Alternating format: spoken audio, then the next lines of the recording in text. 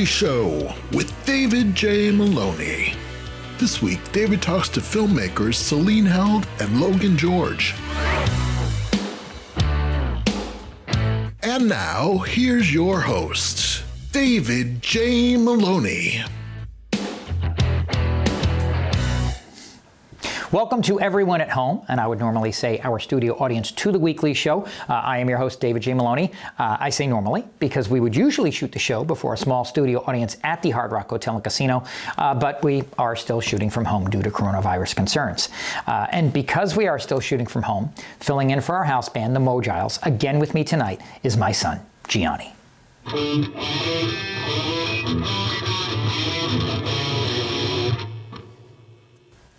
So, Hustler magazine publisher Larry Flynt has passed away at the age of 78. Comedian Jim Norton called Flynt a friend. Reporter Aura Bogado called him a racist. And former President Bill Clinton called him a kindred spirit.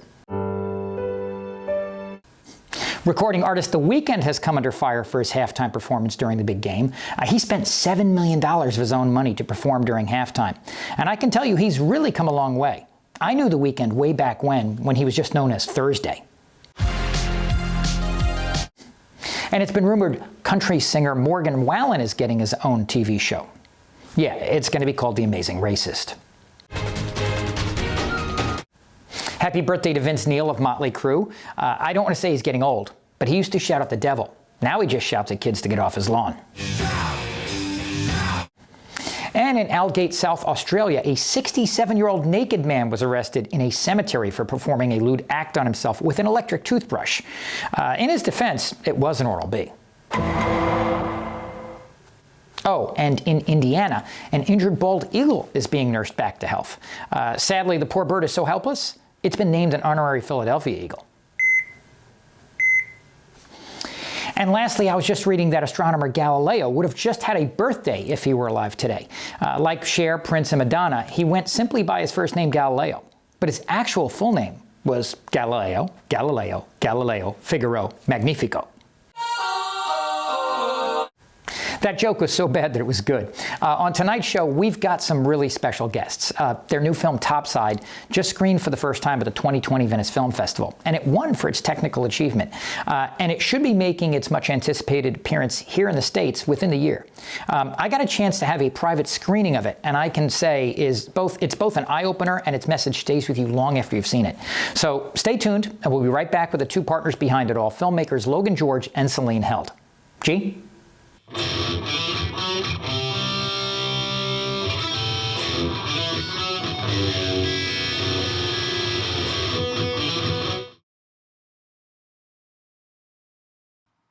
And we are back. Our featured guests tonight are two parts of the ELO Films team.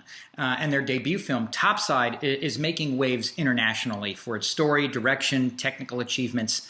Not only that, but the story is timely, and it provides some important insight into some of life's toughest situations. Here to talk about Topside and their amazing story together are Logan George and Celine Held. Logan and Celine, welcome. How are you guys? We're great. Thanks so much for having us. We're so excited to be here. Yeah, it's great to be here. Yeah, it's kind of crazy these days because now we've got to do this thing by Skype due to the whole COVID situation. So we're obviously here to talk about your movie Topside, and wow, what a film it is. But before we do, I often ask guests if they remember any moments in their life growing up that influenced them into getting in the field that they're in. Was there any like turning points or tipping points that made each of you decide, you know what, I'm going to go into filmmaking? Gosh. I remember it's 2001, I guess. I was watching Fellowship of the Ring, The Lord of the Rings, in a theater. And there was a moment that was so viscerally, impactful for me that my 11-year-old self jumped out of my seat in the theater with like a Which part is it? It's like when Legolas like shoots an arrow through an orc's head. My teenage brain. But I was so connected that I was so drawn into the story, and I think that's maybe something that I would hope to instill in someone as we make stuff, like, because it's such an exhilarating experience that I still think about a lot. For me, I don't have anything like pinpoint like that. But we both majored in drama at NYU. That's how we met. And so I think I had this thing of looking at actors. Andrea Arnold's work since I was young in high school has always just super affected me. I mean, her short film Wasp was a big inspiration for us for our short film Caroline and for Topside in a lot of ways. And I think watching that short film, I was just completely floored. Now, you guys, are collaborators, but you're also a couple. And so I'm assuming you guys had a lot of classes together. Is that how you met, or was it something more random? Yeah, one class in particular. We were in a class that it's avant-garde theater at NYU with Paul Lazar. Yeah. And we could see a show each Thursday in like the downtown New York theater world. And Logan just kept trying to sit beside me every show we went to see. That was 2010. Yeah, so. It was a great excuse because you had like a thing every Thursday night, like a play to be able to go see. So, built-in date. Yeah, it worked really well. Smooth, Logan, smooth. Was there ever a point, and I ask this especially of filmmakers and musicians as well, was there ever a point where either or both of you went, this career, this may be more than I've bit off, I bit off more than I can chew, or has your focus always been on the prize?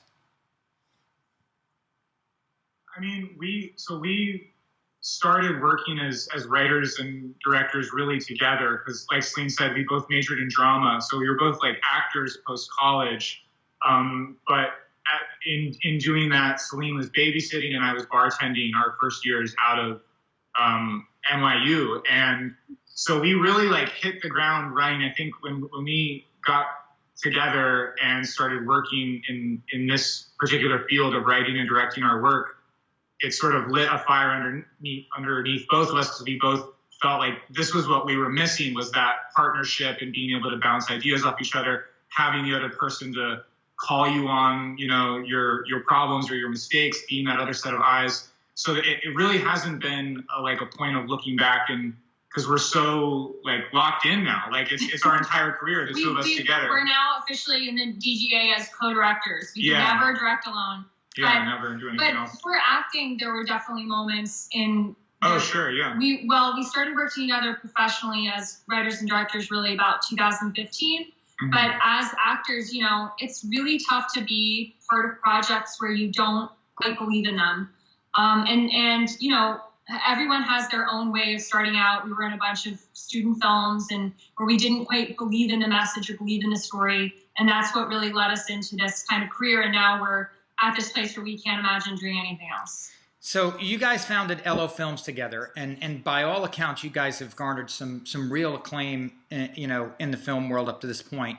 You guys, like we said, are also a partnership, and those things don't always work out. I read somewhere that you guys, one of the ingredients, I guess, is that you guys have a rule. Yeah. It's our no rule, but we, like, in that sense, creatively, we don't really like to sort of be wishy-washy about things and compromise somewhere in the middle. That's not going to be a strong choice.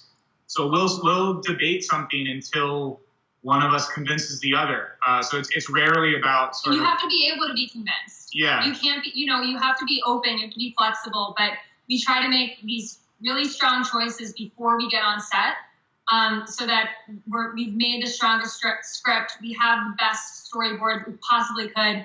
And then when we get on set, we have the flexibility to realize when things should change for a number of reasons, which happened countless times on Topside. But it's about having basically the courage to say to each other, no, that's awful what you just said, or no, that's the best thing, that's the best idea, even if the other person doesn't believe it yet. Do you guys have similar movie tastes, or are you guys total opposites?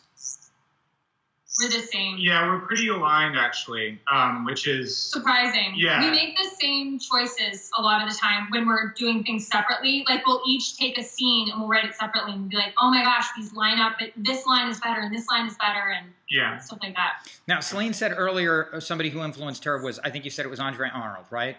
How about you, Logan? Is there any filmmaker who specifically influenced you? I mean, it's sort of more modern. I feel like growing up in the early 2000s, it's like Derek Ciafrance or like Jeff Nichols, these like sort of American drama filmmakers that I really responded to and felt like those were the films that really struck me Whiplash emotionally. Yeah, Whiplash was great. Damien Chazelle. And we both love the Safdie brothers as far as, that sort of like visceral connection to work that you can experience when you're watching their stuff. Chloe Zhao, Eliza Hittman are two other really big names for us that we keep coming back to their work. Now, your short film together, Mouse, was a real festival darling.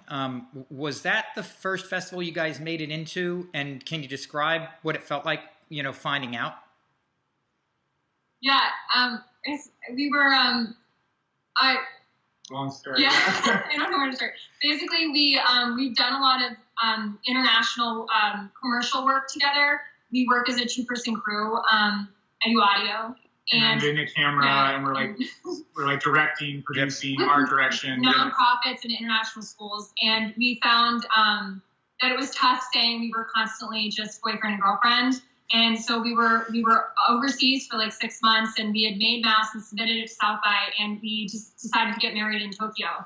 So we got married, and we got the call like 2 days later that Mouse had gotten into South by. It was like the best wedding present we'd ever could have imagined. So it was an international call. It cost a ton of money to receive, but we saw it was from Texas, and we were like, this could be. So that was the first festival we got into with any of our work. And credit to South by. They're like responsible for, they were the first to really see something in our work, and we just absolutely love the people that work there. It's such a shame. The environment they create. It's such a shame that it was canceled and it's virtual this year. It was one of the first casualties of COVID. It'll come back. Yeah, everything will come back. We are going to go to a quick commercial break. Can you guys stick around till after? Because I really want to talk to you about Topside. Yeah, absolutely. Okay, well, we're going to be right back after the commercial break with Logan George and Celine Held. And we are back with Logan George and Celine Held, and we're going to talk about their new movie, Topside. So you guys first premiered Topside in 2020 to fantastic acclaim, both for the acting and directing and in the technical aspects of the film. Can you tell our audience what the film is about? Yes. This is a movie about a mother and daughter who live in the underground tunnels beneath New York City. And after a police-mandated eviction, they are forced topside into the world above, where they're faced with a really horrible winter night and have to figure out how to survive together. Now, I thought I read somewhere that this might have was this originally going to be a short? No, but our short, Caroline, was a proof of concept for Topside in a lot of ways. It's a mother-daughter story about a family living beneath the poverty line, where we're just interested in exploring characters that aren't heroes or villains. That's true of all of our shorts, but especially of Caroline and Topside, where tough decisions are made, and we hope we can keep the audience on board, but ultimately we're not exploring a hero's journey. We're exploring something that's a lot different. Now, the interesting thing is you mentioned hero's journey, and I've watched the film, and I've read somewhere that you said that you felt that people should have a certain feeling after watching the film, and I'll tell you, I had a little difficulty sleeping a little bit after, and to be frank, I was honestly. I remember seeing My Girl for the first time and being honestly pissed off at the ending of My Girl. And then over time he goes, and I had a little bit of that, and then I woke up this morning and I went, I get it. That's the way it really should have ended. You know what I mean? And so it was really interesting I don't want to throw any spoilers out there, but the last 15 to 20 minutes, definitely riveting. And then the very ending, I was like, why? And then I wake up this morning and I go, I get it. Yep, that's the way it's supposed to be. Well, we wanted to certainly not try to tie things up in a bow and allow you to compartmentalize the story and sort of like, put it on a shelf, be like, okay, I can put that behind me, because the problems that it explores in our society are, still very ongoing and in many cases getting worse. So we definitely the idea was always to trap you into the story, to sort of take you along and then really press full on the gas for those last 20 minutes, like you're saying, and sort of like get you caught up in the actual physical sensation of what it would feel like. And then to certainly, leave you with a lot of questions about what's going to happen in the future for the characters. And is that why you felt it was important to make this particular film? I think we've done a lot of research before making this film. We made a couple of documentaries, one of which was supposed to premiere at South by also in 2020 on street homelessness, and another that we just recently finished editing that's on mothers and children currently living in shelters. These stories are not easy to digest. They are not simple. They don't fit into boxes. We spend a lot of time also with a couple of different cases in Child Protective Services, which is called ACS here in New York, at court and at the Children's Center on 20th and 2nd. And this stuff is, it's horrifying. It's super scary. And there are different situations that just don't kind of line up a lot of the time. I think when we wanted to make this story, we wanted to make something that felt cinematic, that felt like something you'd never seen before, but that also felt honest. And I think allowing Little to have a different conclusion would not have felt like a choice that we wanted to put out into the world to say like, oh, look, like this movie character, she's going to be fine. Well, and I think it's important in the aspect that the protagonist, and you played the mother in the film, right, Celine? I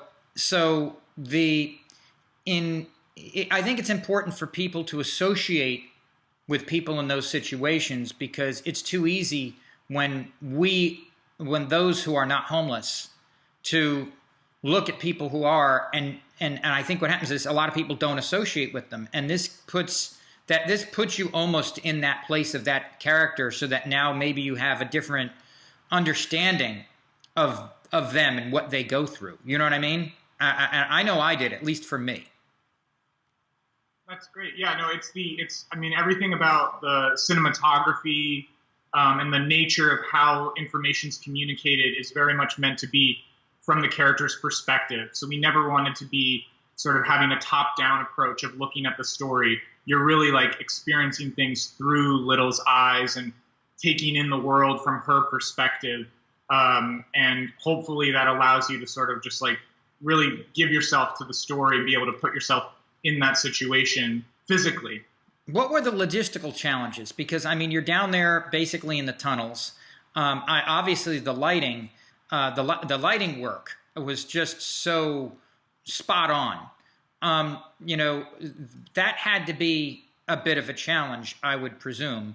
And and then you've got the natural noises, which are sometimes helpful to what you're doing, but then I presume sometimes not. What were some of the logistical challenges to making a film like this? Well, all the underground, the real, like where their community is, that we all filmed in Rochester, New York. And they had an abandoned tunnel that was actually built in the same decade as the tunnel that we based the story off of, which is a real tunnel called the Freedom Tunnel that's in New York, in Manhattan proper. But in Rochester, we actually didn't have to deal with too many sound issues.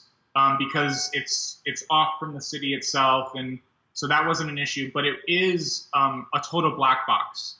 So when you're down there in the tunnel, there's you can't see your hand. Zero light, and it's a good 1.5 mile stretch. So it was a huge challenge to be able to not only get the work lights necessary to be able to build and to operate as a film crew in there, but then to also be able to light the scenes that we wanted to, given the nature of what we were filming, which was we wanted to film this child, in a natural element and have the flexibility to, pan 180 270 degrees if we wanted to. I'll be frank, my undergrad was at RIT in Rochester, and to be frank, the weather in the tunnel is probably better than the weather up Topside in Rochester. I have a joke, which is there's only 3 seasons in Rochester: winter, spring, and road repair. Yeah, no, and we true. did have a few.